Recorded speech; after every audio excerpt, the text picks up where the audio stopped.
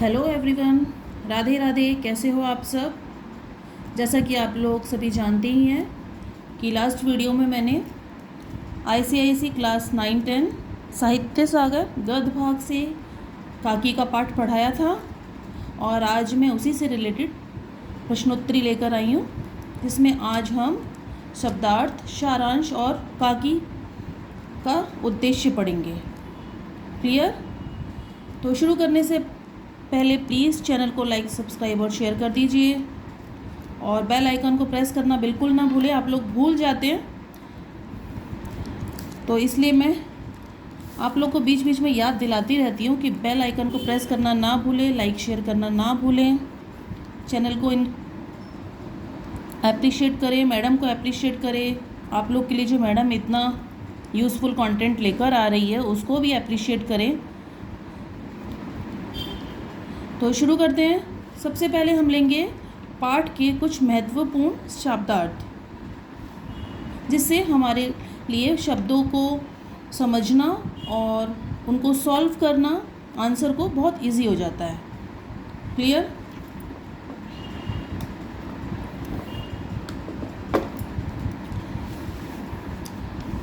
First लेते हैं कोहराम, हाहाकार, शयन, सोना, करुण स्वर, दुखद आवाज़, विलाप, बिलख बिलख कर रोना, शमशान, दाह क्रम करने का स्थान,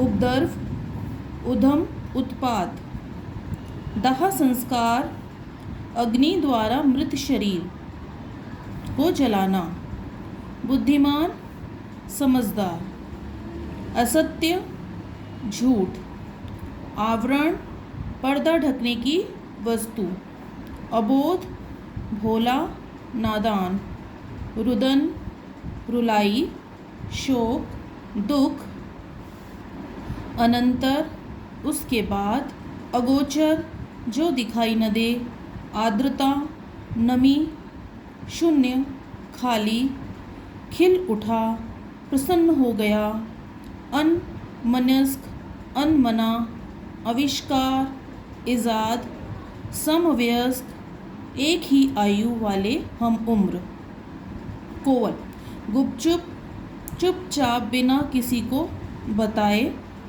गंभीर, विचारशील, संजीदा।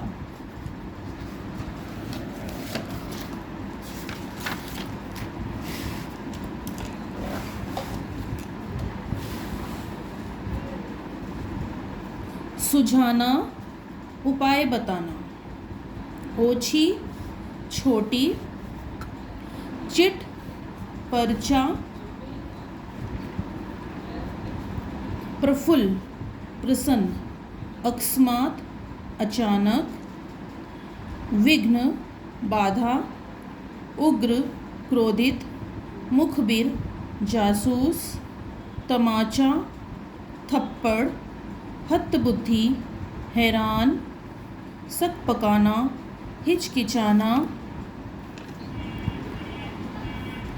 अंतस्थल, हृदय, उत्कंठित, उतावला, दाम, मूल्य, माया, ममता, दया, तरकीब, उपाय, युक्ति। शब्दार्थ क्लियर हो गए अपने लोगों के? अब हम पढ़ेंगे सारांश।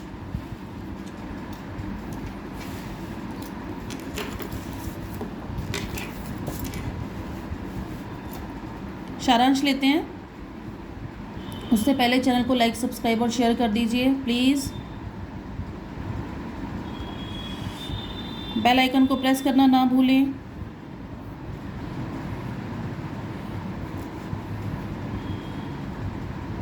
काकी कहानी का सारांश। एक दिन सवेरे सवेरे घर में शोरगुल मचा था। सबके रोने धोने की आवाज़ें आ रही थी। शामू ने देखा कि उसकी काकी उमा कंबल में लिपटी जमीन पर सो रही है। उनके ऊपर एक कपड़ा ढका हुआ है। वास्तव में उसकी माँ की मृत्यु हो गई थी। जब लोग काकी का शव उठाकर शमशान घाट की तरफ जाने लगे तो शामू दौड़कर शव से लिपट गया। उसने पूछा कि उसकी माँ को कहाँ ले जा रहे हैं। लोगों ने बहुत कठिनाई से उसे वहाँ से हटाया। शामू को समझाया तथा विश्वास दिलाया गया कि उसकी काकी मामा के घर जा रही है। कुछ ही दिन बाद साथ खेलने वाले लड़कों ने शामू को बता दिया कि उसकी माँ भगवान के पास चली गई है। आपने देखा ना सारांश में कितना परिवर्तन आ चुका है, क्योंकि हमने कहानी में क्या पढ़ा था, अबोध बालकों ने, और यहाँ पे एकदम सिंपल भाषा में, सरल भाषा में लिखा गया है कि उनके साथ खेलने वाले लड़कों ने शामू को बता दिया कि उसकी माँ भगवान के पास चली गई है। तो सारांश का मतलब यही है कि सरल भाषा में शॉर्ट तरीके से कहानी को रख देना, ठीक है। वह बहुत दिनों तक अपनी माँ के वियोग में रोता रहा। धीरे धीरे रोना बंद कर दिया, लेकिन वह बहुत ही उदास और दुखी रहने लगा। क्लियर यहाँ तक?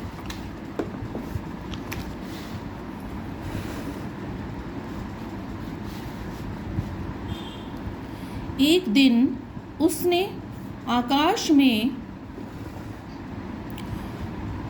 उड़ती हुई पतंग देखी। न जाने क्या सोचकर शामू प्रसन्न हो उठा। वह अपने माता पिता से पतंग दिलाने की जिद करने लगा।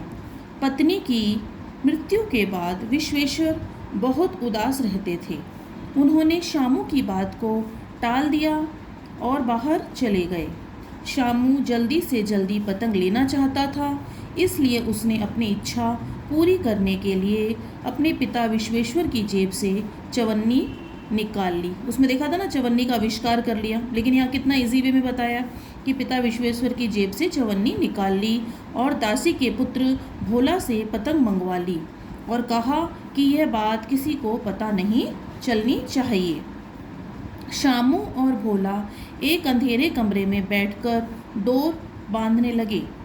इसी बीच शामू ने भोला को बताया कि इसी डोर के सहारे काकी भगवान के घर से वापस आ जाएगी। उसने सोचा कि उसे लिखना आता तो वह उनका नाम लिख देता। कुछ देर बाद भोला बोला कि डोर बहुत पतली है, इसके सहारे काकी नीचे नहीं उतर सकती, अतः उसे मोटी रस्सी की ज़रूरत है। शामू का मन उदास हो उठा। उसके पास पैसे नहीं थे, वह रात भर सो न सका। शामू ने अगले दिन पिता के कोट से 1 रुपया और चुरा लिया और भोला को देखकर 2 मोटी रस्सियाँ मंगवाई, क्योंकि उसे शंका थी कि एक रस्सी छोटी पड़ जाएगी। जवाहर भैया से एक कागज पर काकी लिखवा लिया। उसका मानना था कि नाम से पतंग काकी के पास ही पहुंचेगी। फिर अंधेरी कोठरी में बैठकर भोला और शामू पतंग में रस्सियाँ बांधने लगे। तभी गुस्से से भरे हुए विश्वेश्वर आ धमके। उन्होंने डांटते हुए पूछा, क्या उनके कोट से रुपया निकाला है? भोला घबराते हुए बोला, शामू भैया ने पतंग तथा रस्सी मंगाई थी। उसमें क्या था कहानी में, भोला बहुत जल्दी मुखबिर हो गया, लेकिन यहाँ कितने इजी और सरल भाषा में लिख दिया गया है। भोला घबराते हुए बोला, शामू भैया ने पतंग तथा रस्सी मंगाई थी, इसीलिए इसको बोलते हैं समरी, सारांश, एकदम छोटे रूप में, बिल्कुल कहानी का अर्थ। भोला की बात सुनकर विश्वेश्वर ने शामू की पिटाई कर दी और पतंग को फाड़ दिया। रस्सी किस लिए मंगाई? विश्वेश्वर ने पूछा। यह सुनकर भोला बोल उठा, शामू भैया कहते हैं कि ये रस्सी पकड़कर काकी नीचे आएगी। यह सुनकर विश्वेश्वर सन्नाटे में आ गए और फटी पतंग को उठाकर देखा, जिस पर काकी लिखा था। क्लियर? काकी कहानी का सारांश हम लोगों ने पढ़ लिया है, मैंने आपको पढ़ा दिया है, आप लोग स्क्रीनशॉट ले सकते हैं। अब हम काकी कहानी का उद्देश्य लेंगे। चैनल को लाइक, सब्सक्राइब और शेयर करना ना भूलें। बेल आइकन को प्लीज़ प्रेस करें। उद्देश्य लेते हैं, काकी कहानी का उद्देश्य। प्रस्तुत कहानी के द्वारा लेखक यह बताना चाहता है कि बालमन बहुत ही निर्मल, मासूम और अबोध होता है। यह भी दर्शाया गया है कि हमें बच्चों की भावनाओं को समझना चाहिए, विशेष रूप से तब जब वे किसी मानसिक वेदना या परेशानी से गुजर रहे हों, क्योंकि हमें अपनी परेशानी तो दिखती है पर बच्चों की परेशानी नहीं दिखती है।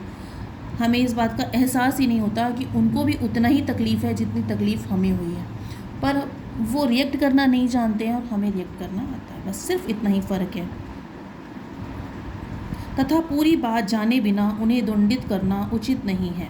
यदि बच्चों का कोई गलत कार्य दिखाई दे तो पहले हमें यह जानने की कोशिश करनी चाहिए कि वे ऐसा क्यों कर रहे हैं। बच्चों के मन को समझने का प्रयास करना चाहिए। साथ ही बच्चे के साथ इस प्रकार की परिस्थिति में आपकी सहानुभूति और प्रेम की आवश्यकता होती है। क्लियर? ये हमने काकी कहानी का उद्देश्य भी पढ़ लिया है। आप लोग स्क्रीनशॉट ले सकते हैं।